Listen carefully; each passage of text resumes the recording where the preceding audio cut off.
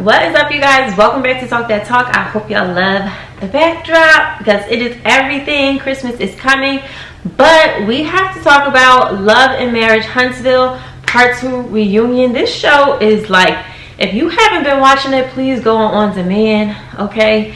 And watch it from season 1 if you have not watched it, because it's worth it. All right, so it starts off where we left off. Martell, would you have married Melody if you had met Ariane before you got married? And we all know what that answer is. I don't think he would have married Melody. I really don't. Excuse the noise if you hear it in the background. I'm washing clothes. We gotta get multiple things done today. But I don't think he would have married Melody if he met Ariane before Melody. I don't think so, because this isn't just like some chick that you met at a bar and you had a one-night stand with and you're done. Like, there's emotions and feelings attached. You created a whole relationship with this girl for years. It's the same girl. It's not multiple just random women. It's the same girl. And then you were out there trying to figure out how to cheat with that one same girl better. Like, you wanted your cake and you wanted to eat it too. You wanted a wife and you wanted this side thing. But you wanted them both to be relationships. Like, make it make sense, because that's not how it works, you know? That is not how it works at all. All right. So we found out that Martell had got a second phone. So when Martell had threw his back out from doing who knows, God knows what, Melody up there trying to help her husband, because she already found the phone records from his main phone that he was calling this girl, and then found out that he's sneaking into the bathroom because he got a second phone to call this girl. Like, Melody is a better woman than I would ever be, because I would have been out the first time I heard about it. There's always a chance that the girl takes you back when you cheat on her that one time. She may separate from you for a little while and take you back. But after she find out again, that's it. It's like Melody gave him 3, 4, 5 chances already. And then you got people like Miss Wanda talking about, oh, you should take him back. And then Martell's mom, take him back. And what? She done gave him 5, 6, 7, 8, 9, 10, 11, 12 chances, because she knew about this situation more than one time. Like, so I don't really understand, okay? Now, Marceau says that he was around Martell and Ariane about a month before Melody found out. So I have to insert a screenshot, because Ariane went off on Instagram last night, and I'm so glad I didn't review this show until today, which is Monday, because I would have missed out on giving y'all the tea. So on the reunion, Carlos King had asked, basically, did y'all know about Ariane? Like, did y'all see her or whatever? So apparently there was this guy's trip to Atlanta where Marceau was there, Maurice was there, even though on the reunion Maurice said he did not see Ariane, and he basically was saying he wasn't on this trip. He didn't see Ariane, okay? That we're going to prove that was a lie. And Martell was there. I don't know who else was in that picture, because they ain't on the show. But those guys were there in Atlanta for a guy's trip or whatever, right? So Ariane puts on her Instagram a screenshot. Okay, let me pull it up on my phone, and I'm going to put it on the screen, all right? So Ariane posted a screenshot and of the picture that they posted on Instagram when they went to the guys trip in 2015 to Atlanta. And Maurice is in this picture, and Ariane is saying she's the one that took this picture. She said, I was here. I about took the picture. I didn't just show up. I was invited and couldn't believe the linebacker Maurice was sexting. I immediately went upstairs and asked Martell what Kimmy looked like, because I couldn't believe my eyes. Facts. She said she took the picture when they went to the guys trip in 2015 to Atlanta.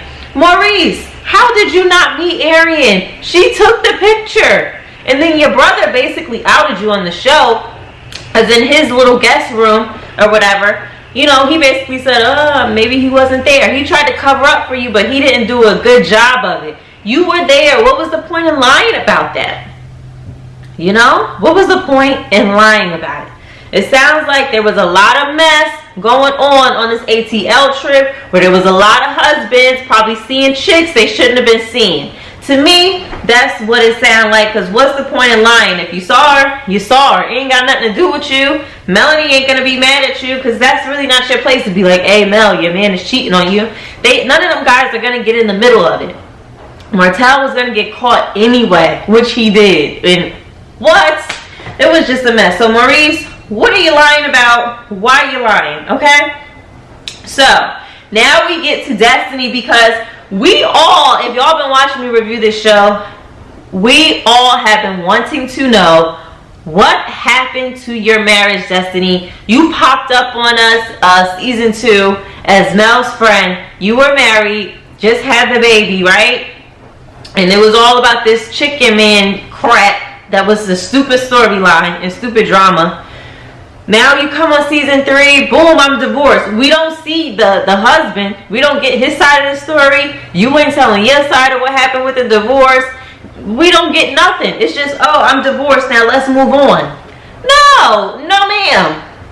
Where is your ex-husband? Why he didn't have a little meetup with Martell and Maurice and Marcel to talk about what happened? Why you ain't meet up with the girls to give us more details on what happened? So we need the answers. Like the whole season, I'm like, dang, like, so I guess her ex-husband really ain't coming on the show. And this, we just gonna have to take it for what it is, because the viewers, we wanna know, like, what? So, Destiny says that when her and LeBaric got in the same state, apparently they were living in different states. When they got in the same state and had the baby, it became a lot. And when they lived in the same state, I'm assuming they lived together. And then the COVID pandemic happened. They just didn't make it through the pandemic. There was a lot of relationships. There was a lot of relationships that did not make it through the pandemic because people were spending way more time together than they ever had been in life, because people weren't working, you know, or maybe you were working from home and your spouse, your partner is in the house 24/7 and you guys are around each other all the time. There was a lot of relationships that didn't make it through the pandemic, unfortunately. So she said basically it became a lot and they didn't make it through. She did say that he did not cheat on her. It wasn't anything like that. But I do think that that Destiny is a lot to handle in a relationship, because she is a very dominant woman, and I don't think that crap works in marriage. I'm not saying that women have to just be, oh yes, I'll do everything you ask. No, but I do think that you need some more femininity in order for it to work out. So I think that Destiny's gonna have to tone it down a bit if she's gonna want the type of man that's gonna make her be more feminine. I think she's gonna have to tone it down. Or it's screaming single black mom that's gonna be alone for a while. It's screaming that because she's too masculine. She's too masculine.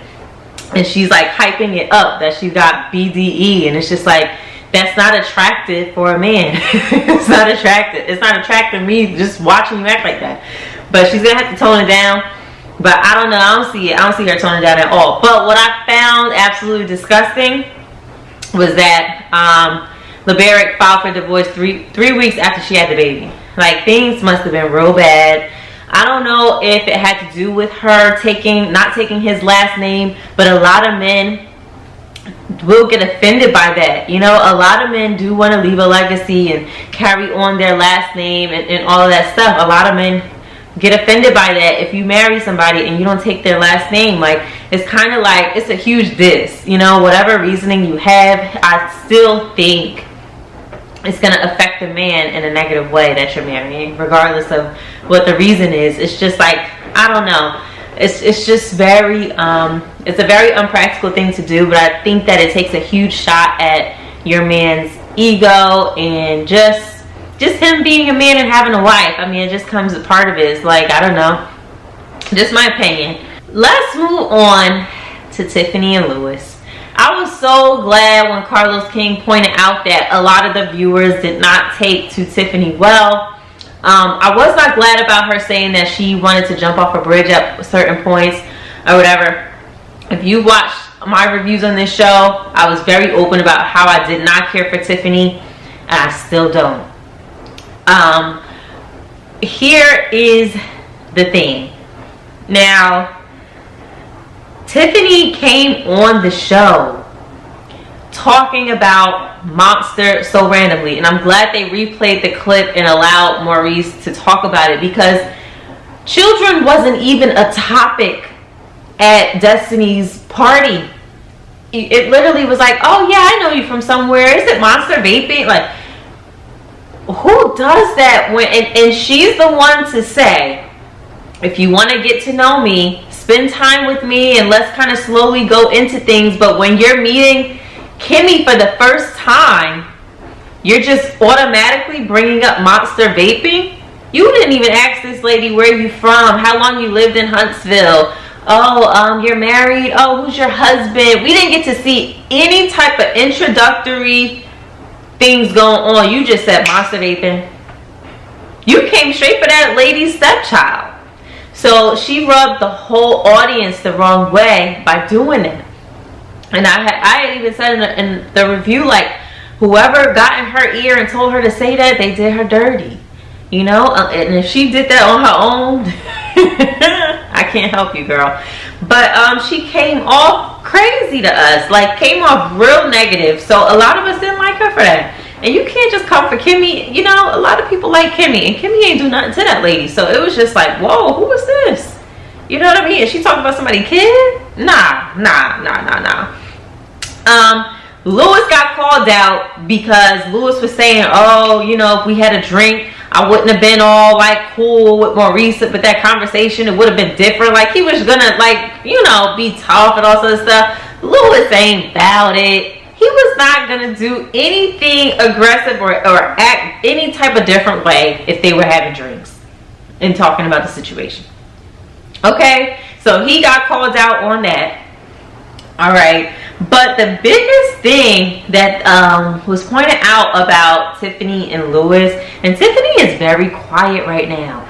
I'm noticing that Carlos is having to say, Tiffany, what do you want to add on that? Because she's very quiet. I really do.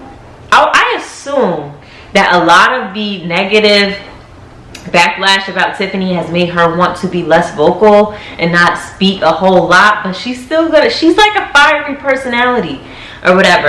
And another thing, did y'all notice how Melody handles Tiffany very delicately? Like, Destiny's point was proven to a T, because they had said, because it came a whole big thing about Tiffany and Lewis faking for TV. Like, they're not sharing their real life. They're just portraying this perfect, cute marriage, but they're not like opening up about anything or the real things going on. Okay?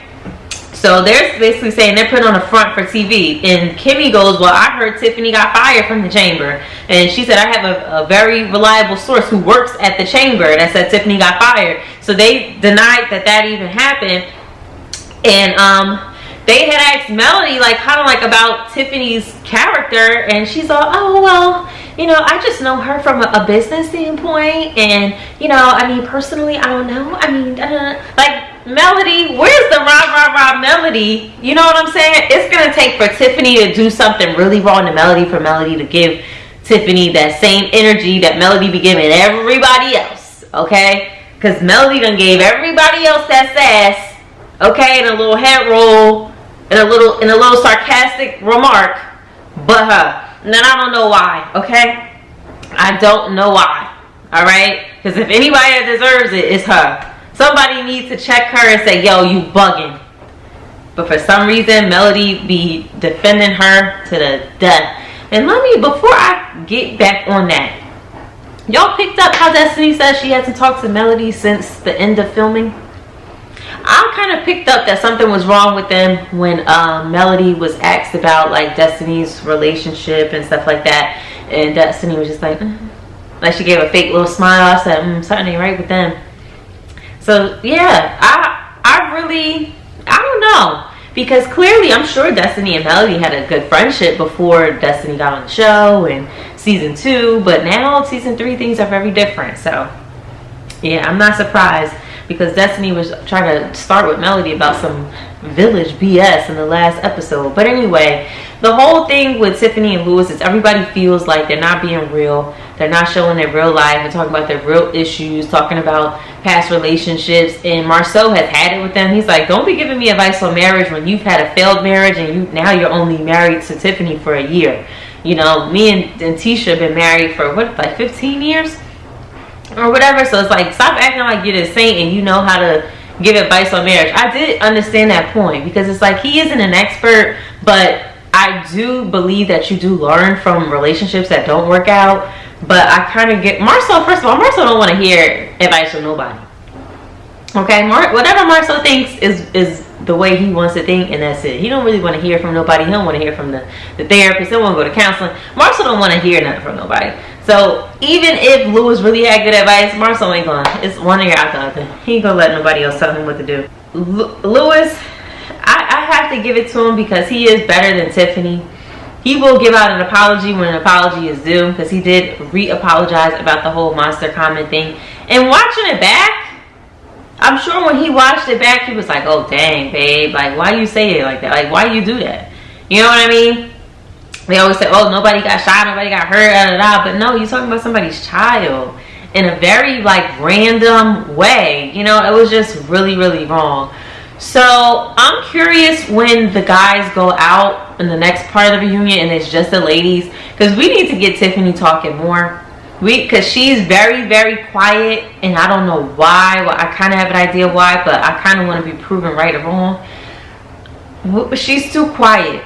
We need to get her talking and explaining as to why she did certain things that she did, why she said certain things that she said.